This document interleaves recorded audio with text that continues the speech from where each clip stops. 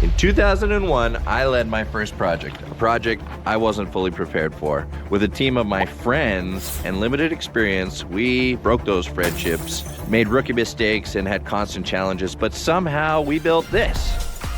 A stunning 3-story lighthouse perched on a granite mountaintop, twisting 50-foot slide running through it, and several waterfalls that just roar to this day. The lessons, they were life-changing. The results, timeless. Here's the story about how all that came together.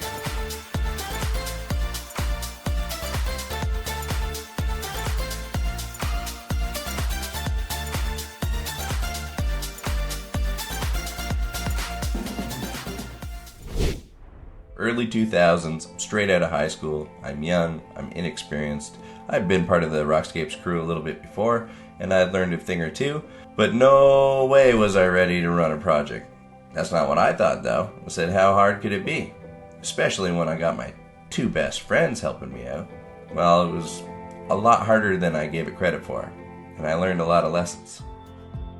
I mean, this wasn't just any project. This was an opportunity. This was 35-foot mountain straight up into the air. It was meant to be a spectacle. And at that point, I was just kind of acting as a helper for the other crews when we were up in Casino Rema.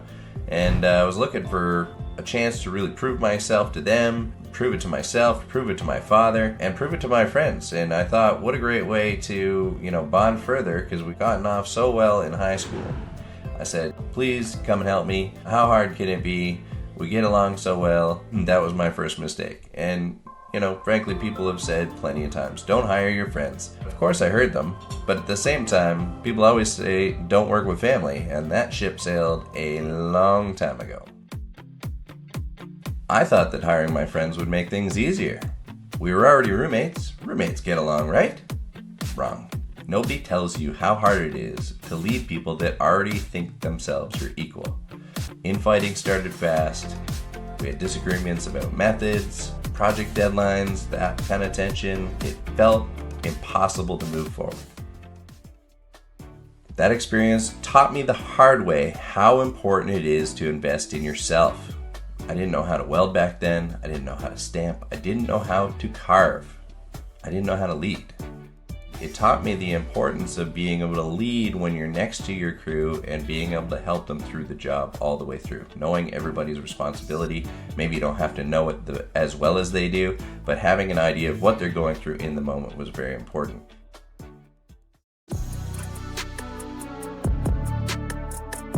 My brother actually built this and my mother painted it. And it's an absolutely stunning piece. The integration of different planting pockets at different levels really helped break up the giant rock. That thing is still looking beautiful all this time later. I think we're looking at 25 years later now, and only a little bit of maintenance being done to that every so often. We just ended up repainting the waterfall. 20 years of chlorine deposits that had washed away all the paint, and we needed to do a big clean and of course repaint it. It had never been resealed since the beginning, and I just really wanted to take a minute to give both my brother and my mother a big shout out. She painted this entire original thing, and he built this when he was 19 years old. Kind of an incredible feat, and it pains me to say that it's absolutely one of my favorite projects that I've ever seen, ever visited, and ever gotten to maintain. Worked as a team, we made sure to get this done quick because the client desperately needed this water slide and this waterfall to be running by Friday. It also was one of those ones where I really got to see my mom paint the beautiful granites. Nobody's going to be able to duplicate what she was able to do. She was a one-of-a-kind artist. I have looked at every single rock company that I could possibly find. My mother was the best in the entire world. And I say that without any type of hesitation. I know that for a fact. So the challenge of trying to match her incredible style on a piece that doesn't actually absorb paint the same way after all these years is really, really difficult to do. But I think that Sylvia and I did a pretty darn good job.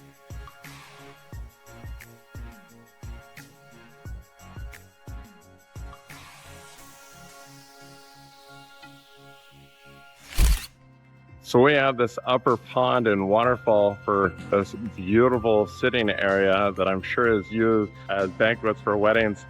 But you get this essentially sights and sounds no matter where you go here. That's something truly special. I could spend an entire day just relaxing here.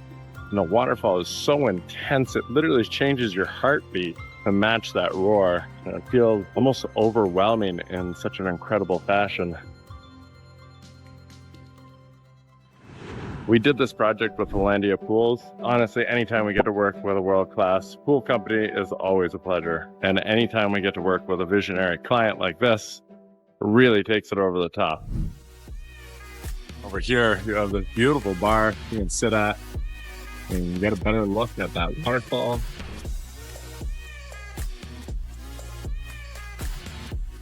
So I really want to highlight some of the details that were done in here. You can see some of the quartz veins, some of the black deposits and the iron oxide deposits within this giant, gorgeous granite piece. It is absolutely stunning. And the coolest part is I challenge myself to see the panel placements, because we have a lot of the same molds that we had back 20 years ago, because we always invest in our pieces.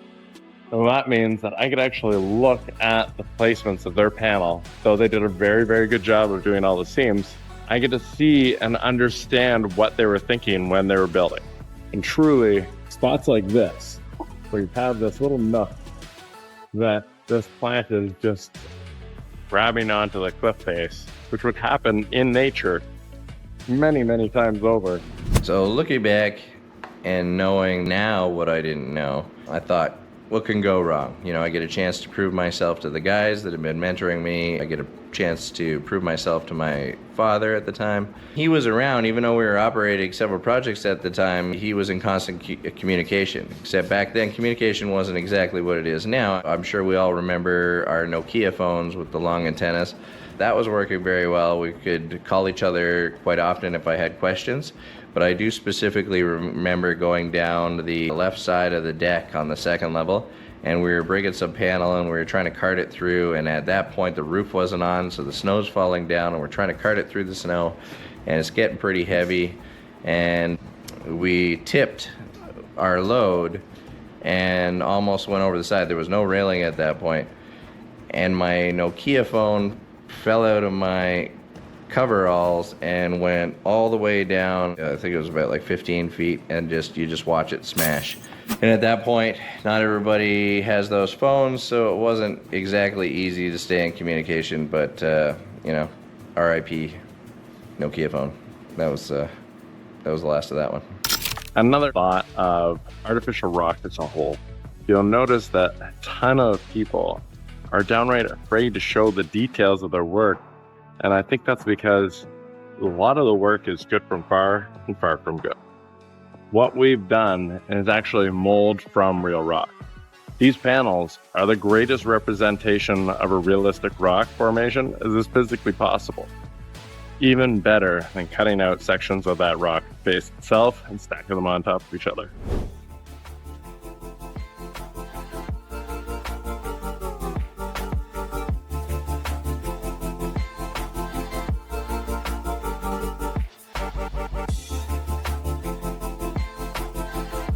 I'm in front of the Koi Pond waterfall, kind of an area you're definitely not supposed to be, but this is an absolutely gorgeous 20-foot wide and 20-foot tall waterfall we built over 20 years ago.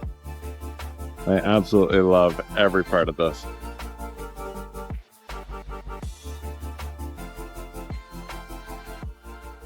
I will say one disturbing thing that I heard from a guest was that they actually saw a group of kids trying to whack those stunning koi fish with a stick while they were all standing and staring around. You see somebody doing something truly cruel and unusual for these stunning living pieces of art that actually have incredible traits, or they would eat out of your hand and you could hug them and pet them. These beautiful fish are actually trainable, and they're cultivated over thousands of years, and there's a rich history. These fish, these animals, and these creatures no matter how big or small, absolutely deserve our respect and our kindness. These things are absolutely beautiful and stunning.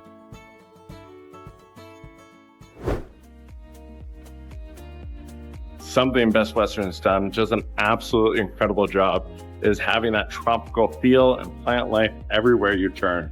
There is no way you wouldn't think that you're in a tropical resort, no matter which turn you go to, other than the moment that you step outside, it's still good old cold Canada.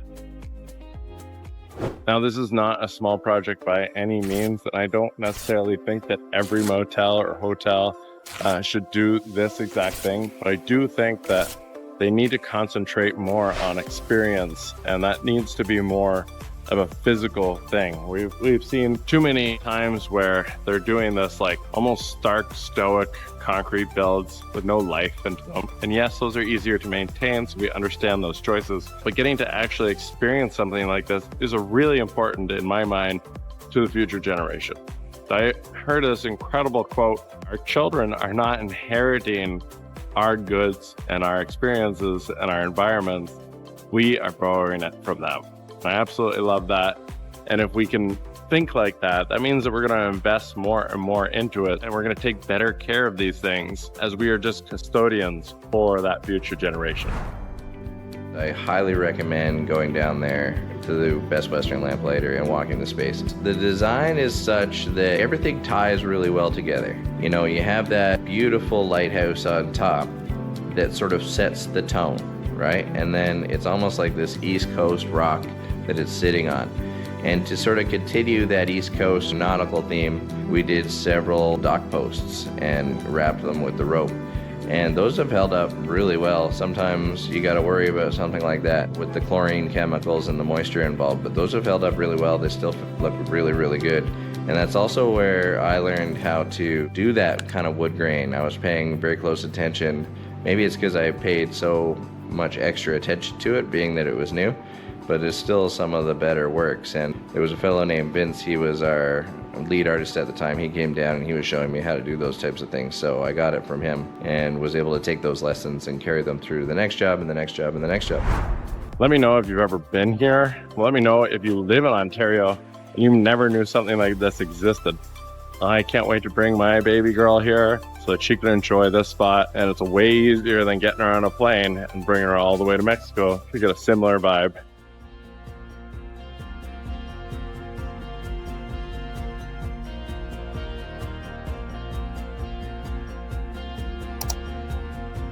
Now, if we were doing this exact feature today, there'd be a couple design choices that we would change. One, we would probably insist on gravel on the bottom, as koi fish absolutely love getting to nibble on those. We would likely have set up some type of biofilter so that it's not all behind the house, giant sand filters. And we would make sure that the lighting was more enticing. A lot of this was old school lighting. So 20 years ago, jet waterproof lighting was similar to what you would see in a pool. And we would set that around in a lot more artistic fashion. I look back on this project as one of the hardest lessons learned in my entire career. Also possibly the most rewarding. It wasn't easy by any means, but that's okay, because it was part of something much, much bigger that we get to enjoy today. If you like this content, if you enjoyed this video, please like, share, subscribe. It really helps us out. More importantly, if you've been to the Lamplighther Inn, please share your experiences there. We love to hear how families have enjoyed the space, definitely over the last 20, 25 years. Otherwise, on to the next. Love this spot. Give a lot of love to Lamplighther, Best Western in London, Ontario.